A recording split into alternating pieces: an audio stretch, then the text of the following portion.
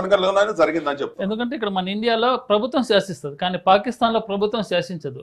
ప్రభుత్వం నడిపేది మిలిటరీ వాళ్ళు. అక్కడ మిలిటరీ చీఫ్ ఎవరైతే ఉన్నారో పాకిస్తానీ మిలిటరీ చీఫ్ మనం చూసాం కదండి. ముషర్రఫ్ నడిపిండు అప్పుడు, దాని తర్వాత నడుచుకుంటూ వచ్చారు. ఇప్పుడు ఇమ్రాన్ ఖాన్ తీసుకుపోయి ఇందులో పెట్టేశారు. అంటే ఎవరైతే కొంచెం మంచిగా నడపాలనుకున్న వాళ్ళేమో జైల్లోకి వెళ్ళిపోతారు.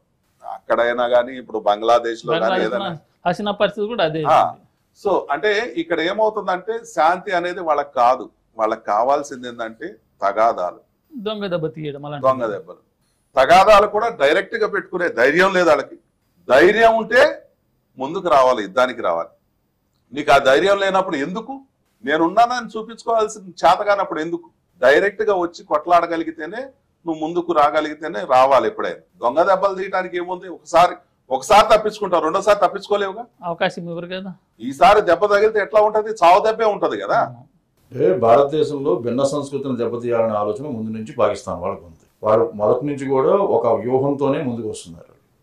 మన భారతదేశం ఎప్పుడైతే స్వతంత్రానికి ముందు విభజన జరిగిందో, విభజన జరిగిన దగ్గర నుంచి కూడా కొంతమంది ముస్లింలు ఇక్కడే ఉండిపోయి ఆ మతానికి చెందిన వ్యక్తులు ఎవరైతే ఉన్నారో ఇక్కడ, ఆ తర్వాత పుట్టిన జనరేషన్ కూడా వాళ్ళు కూడా భారతీయులే, ఇక్కడ పుట్టారు కాబట్టి వాళ్ళు భారతీయులే. కానీ వాళ్ళలో భారతీయత అనేది లేదు. వాళ్ళలో ఎక్కడో భారతీయత కొరవడింది. ఆ కొరవడటం వల్ల ఏమవుతుంది, ఎంతసేపు కూడా వాళ్ళ మొదటి నుంచి ఉన్న మతోన్మాదం, మనసులో ఉన్న భావాలు, ఆ భావాన్ని ఏదో విధంగా వ్యక్తీకరించి ఇక్కడ ఉన్న వాళ్ళ మీద ఆధిపత్యం వహించాలి అని విపరీతమైన ఆలోచన ధోరణిలో ఉన్నారు వాళ్ళు. ఆ సంస్కృతిని వాళ్ళు ఇప్పటికైనా తగ్గించుకోవాలి. అది మంచి సంస్కృతి కాదు. అది మన భారతదేశం గర్వించదగ్గ సంస్కృతి కాదు అది. ఇక్కడ చాలా మంది ఒక సంస్కృతి కాదు, చాలా భిన్న సంస్కృతులు ఉన్న వాళ్ళు ఉన్నారు. ముఖ్యంగా ఏంటంటే, నేను ముఖ్యంగా చెప్పదలుచుకున్నానంటే, ఏదైతే వాళ్ళు ఈ సనాతన ధర్మం అంటేనే గోమాత. ఈ గోమాత మాంసాన్ని ఎప్పుడైతే గోమాంసాన్ని వాళ్ళు తింటారో, గోమాంసాన్ని ముందు వధించిన తర్వాత గోవుని చంపేసి గోమాత యొక్క మనుగడను ప్రశ్నార్థకం చేయాలనేది వాళ్ళ ప్రధానమైన అంశం. అది దాంతో ఏమవుతుంది, ముక్కోటి దేవతల నిలయమైన గోమాత. అంటే గోమాతలో ముక్కోటి దేవతలు ఉంటారు. ఎవరు తోచిన వాళ్ళు, మీరు రాముడు అంటే రాముడు అనుకోవచ్చు, వీరు కృష్ణుడు అనుకోవచ్చు, వారు అంటే ఎవరి నమ్మకాలు వాళ్ళవి, ఎవరి నమ్మకాలు వాళ్ళది. వాళ్ళకు ఉన్నది ఒకే ఒక దేవుడు, అల్లా. సో వాళ్ళు ఎప్పుడు చూసినా ఒక దేవుడి మీదే నమ్మకం ఉంటాం. మనం ఏంటంటే భిన్న మనస్తత్వాలు, భిన్న సంస్కృతి సాంప్రదాయాలతో ఉండి మంచి నడువడితో నడుచుకునే వ్యక్తిత్వం ఉండి ఎదుటి వాళ్ళ పట్ల కూడా ప్రేమ ఆప్యాయత ఉన్న వ్యక్తులు మనం. కానీ వాళ్ళది ఏంటంటే రెచ్చగొట్టే విధానం. ఆ రెచ్చగొట్టే విధానం అనేది చాలా దారుణం. ఉదాహరణ, రాత్రి ఒక సంఘటన జరిగింది. నేను మా ఇంటి దగ్గర పార్కింగ్ ప్లేస్లో నుంచుని ఉన్నాను. ఆ కాలనీలో ఒక బండి ముస్లిమే, ఇప్పుడైతే స్పీడ్తో వెళ్తున్నాడు, తాగేసి ఉన్నాడు. అలా వెళ్తాం తప్పు అన్నాను. వాడి నోటికి వచ్చింది అనరాని మాటలు. అంటే ఏంటి, అక్కడ కేవలం నేను నా వేషధారణ చూసి, నా వేషధారణ చూసి అతను అనరాని మాటలంటూ మొదలెట్టాడు. కానీ అది మంచి పద్ధతి కాదు. అది వాళ్ళ ఏ మాటలు అనరాని మాట్లాడారో వాళ్ళ కుటుంబ సభ్యుల గురించి కూడా వాళ్ళు ఒకసారి ఆలోచించుకోవాలి. తిరిగి మనం అంటే ఏంటి పరిస్థితి? అవన్నీ వాళ్ళు ఆలోచిస్తే 150 కోట్ల మంది జనాభా ఉన్న భారతదేశంలో వాళ్ళు ఉన్నది కేవలం 24% మంది. మిగతా మెజార్టీ వాళ్ళందరూ కలిసి ఉమ్మూస్తే ఏమవుతారు? వాళ్ళు దుమ్ములో కొట్టుకొని పోతారు. ఆ విషయాన్ని గ్రహించలేకపోతున్నారు. ఇంకొకటి మెయిన్ ఏంటంటే, ఇక్కడ గోవధ అనేది మెయిన్ ఆపాలండి. ఇండియాలో మెయిన్ ఏంటంటే గోవధ ఆపాలి. మనం ఎంత శక్తి ఉంటే అంత గోవధ ఆపాలి. ఎందుకంటే మేమంతా ఏంటంటే హిందువులందరం ఒకటే దేవత, అది గోమాత. సర్వదేవతలన్నిట్లో గోమాతలో చూసుకుంటున్నాం. మెయిన్ ఆఫ్ ఆల్ మన గవర్నమెంట్ కూడా ఇదే ప్రతిపాదిక పెట్టాము. మన బీజేపీ గవర్నమెంట్ కానీ ఏ గవర్నమెంట్ కైనా సరే గోవధ అనేది ఆగాలి. ఇండియాలో గోవుని ఎప్పుడైతే మనం హిందువులుగా బతుకుతాం అనుకుంటున్నాం, బేసిక్ గా హిందూ ఎప్పుడు చచ్చిపోయాం మనం. ఎప్పుడైతే గోవధ ఆగుతుందో ఆ రోజు మనం హిందూగా బతుకుతున్నట్టు. గోవధ ఎప్పుడైతే ఆగదో బతికున్నా మరణించిన వారితో సమానం. హిందూ అనేవాడు గోవధ ఆగిన రోజు మాత్రమే హిందూగా చెప్పుకోండి. గోవధ ఆగనప్పుడు వాడు మరణించిన వారితో సమానం, నువ్వు చచ్చిపోయినట్టే లెక్క హిందూ అనేవాడు. గోవధ ఆపండి, 100% మనం హిందువులుగా జీవిద్దాం. హిందూగా జీవించాలని 100% గోవధను ఆపాల్సిందే. కేంద్ర రాష్ట్ర ప్రభుత్వాలు గోవధ చట్టాన్ని అమలు చేయాల్సిన అవసరం చాలా ఉంది.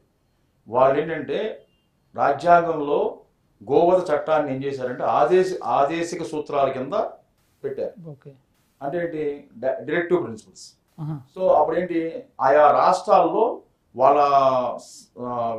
వాళ్ళ సంస్కృతి సంప్రదాయాన్ని బట్టి వాళ్ళు మార్చుకోవచ్చు, అనుగుణంగా మార్చుకోవచ్చు. అంటే ప్రభుత్వాన్ని ఒకవేళ ఆ వర్గం వాళ్ళు, గోమాంసం తినే వర్గం వాళ్ళు మద్దతు ఇచ్చారనుకోండి, వాళ్ళకి అనుగుణంగానే వీళ్ళు ప్రవర్తిస్తారు. ఇక్కడ ఈ చట్టాన్ని అమలు చేయరు. అదే జరుగుతుంది ఎక్కడ, మన తెలంగాణ రాష్ట్రంలో కానీ మన ఆంధ్రప్రదేశ్ రాష్ట్రంలో కానీ. ఎందుకని, వాళ్ళ ఓట్లు కావాలి. ఈ ముస్లింల యొక్క ఓట్లు లేకపోతే, గోమాంసం తినే వాళ్ళ ఓట్లు లేకపోతే వాళ్ళు ఏమి మనుగడే ప్రశ్నార్థకం వాళ్ళకి. దానివల్ల ఏమవుతుంది, గోమాత యొక్క మనుగడే ప్రశ్నార్థకం అవుతుంది. ఎప్పుడైతే గోమాత అంటే చతుష్పాతు, వేదములు, సత్కర్మలు, సత్సంగాలు, ప్రసంగాలు, ఈ 4 కలిపితే చతుష్పాతు అని గోమాత. గోమాత నిలబడి ఉండాలి. గోమాత మనుగడ ఉంటేనే సనాతన ధర్మం ఉంటుంది, లేదంటే ఇలాంటి అవకాశాలే జరుగుతూ ఉంటాయి. మీరు గోవధ ఆపి చూడండి, చాలా మంది ఈ గోవధ ఆపి చూస్తే చాలా మంది ముస్లిమ్స్ లో చాలా మీరు ఇప్పుడు కాదు ఉన్మాదులు బయటకు వస్తారు. గోవధ ఆపి చూడండి, చూద్దాం. గోవధ ఆపి చూడండి, 100% జరుగుతుంది. ఇక మనం చూసుకున్నట్లయితే జమ్మూ కాశ్మీర్ రీసెంట్గా 370 ఆర్టికల్ను రద్దు చేశారు.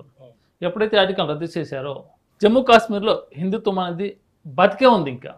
ఇంకా రీసెంట్గా మన టూరిస్ట్ ప్లాన్ చేశారు. ఇప్పుడు డెవలప్మెంట్ కనపడుతుంది. ఆ 370 ఆర్టికల్ ఎప్పుడైతే మనం ఇచ్చేసామో దాని తర్వాత జమ్మూ కాశ్మీర్ లో పర్యాటకులు గాని, వ్యాపారవేత్తలు గాని, తర్వాత అక్కడికి వెళ్ళిన తర్వాత ఇన్ఫ్రాస్ట్రక్చర్స్ గాని అన్ని కూడా. ఎందుకనంటే ఇంతకుముందు ఎట్లా ఉండేదనంటే అక్కడక్కడో 4 ఇళ్ళు, అక్కడక్కడో 4 ఇళ్ళు ఉండేవి.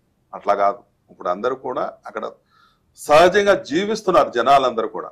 ఇంతకుముందు భయపడుతూ జీవించేవాడు. ఒకప్పుడు జమ్మూ కాశ్మీర్లో ఇండిపెండెంట్ కానీ అలాగే జెండా వందనం చేయాలంటే భయపడేటోళ్ళు, అసలు అవకాశం లేకపోయేది.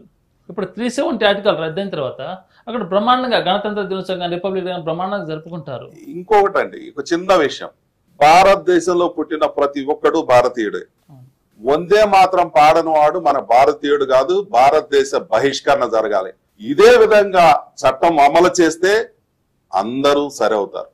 ఇది ఒకటి కంపల్సరీ. ప్రతి ఒక్కళ్ళు కూడా భారతదేశంలో పుట్టినోళ్ళు వందే మాతరం పాడాలి. పాడని వాడిని మాత్రం దేశ బహిష్కరణ చేయాలి. ఈ చట్టాన్ని అమలు చేయమనండి ప్రభుత్వాలని. ఎట్టి పరిస్థితుల్లో ఎవరెవరైతే తోకలు జాడిస్తున్నారో, కులం లేదు, మతం లేదు, ఇక్కడ అందరికీ పంచెలు దడుస్తాయి. అది మరి ప్రభుత్వం ఏ విధమైన గట్టి చర్యలు తీసుకుంటుందో చూడాలి. ఎందుకనంటే ఇప్పుడు ప్రజెంట్ జరుగుతున్నది ఏదైతే ఉన్నదో, పహల్గామ్ అనేది ఏదైతే దుర్ఘటన జరిగిందో, దీని మీద ఎట్టి పరిస్థితుల్లో వారిని ఎవరైతే ఉగ్రవాదులు ఉన్నారో వారికి సపోర్ట్ చేసిన పైన టీం ఎవరైతే ఉన్నారో వారిని మాత్రం ప్రభుత్వం గట్టి చర్యలు తీసుకొని వారి ఆస్తులను గాని, వారిని గాని, వారి కుటుంబాలను గాని మొత్తం కూడా స్మాష్ చేసేయాలి. అదొకటే మా కోరిక. పాకిస్తాన్ బ్యాక్ టు బ్యాక్ మన మీద దాడి చేస్తుంది. ఇండియన్ గవర్నమెంట్ ఒక డిసిజన్ తీసుకొని డైరెక్ట్ గా దాడి చేసి 2-3 మిసైల్ని పంపించేస్తే ఎంతసేపు స్మాష్ దానికి ఒక ఐక్యరాజ్య సమితి ఉంటుంది. జనాలకి ఇవన్నీ తెలియదు. అమాయక ప్రాణాలు చనిపోతున్నారు, అమాయక ప్రజలు చనిపోతున్నారు. ఐక్యరాజ్య సమితిని ఫాలో అవ్వాలి, ఆ ఫాలో అయ్యి చేయాలి. దానికంటే ఈ ప్రజలకు తెలియదు కదా ఇవన్నీ. అంతర్జాతీయ మండలి అనేది ఒకటి ఉంటదండి, దాని ప్రకారం వెళ్తుంది. కానీ అమాయక ప్రజలు బలవుతున్నారు ఇక్కడ. నిజమే పాపం. వాస్తవంగా వాళ్ళ హనీమూన్ కి వచ్చిన జంట కూడా మొన్న ఎంత ఫేస్ చేసి రీసెంట్ గా మనం పహల్గామ్ లో చూసినాం. జనరల్ గా ఏంటంటే అండి, ఆ ఏరియా జమ్మూ కాశ్మీర్ అంటే ఆర్మీ వాళ్ళ అండర్ లో ఎక్కువ శాతం చేస్తారు. అయితే ఇది ఏంటి అంటే ఇక్కడ మినీ స్విట్జర్లాండ్ అనేసరికి కొంచెం ప్రైవసీ ఇచ్చారు అక్కడ. అంత ఎక్స్పెక్ట్ చేయరు. ఎందుకు అని అంటే ఆ జంగల్ నుంచి వాళ్ళు వచ్చారు. ఇటు నుంచి వస్తూ ఉంటే వాళ్ళకి నిఘా వర్గాలను ఇది చేస్తారు. ఇంకొకటి ఏంటంటే ఆ రోడ్డు కూడా లోపల ఘాట్ లోంచి రావాలి. వీళ్ళు లోపల ఘాట్ లోంచి రావాలి. గుర్రాలు మనుషులు నడవటానికి అంత ఇదిగా ఉండదు అక్కడ ప్లేస్.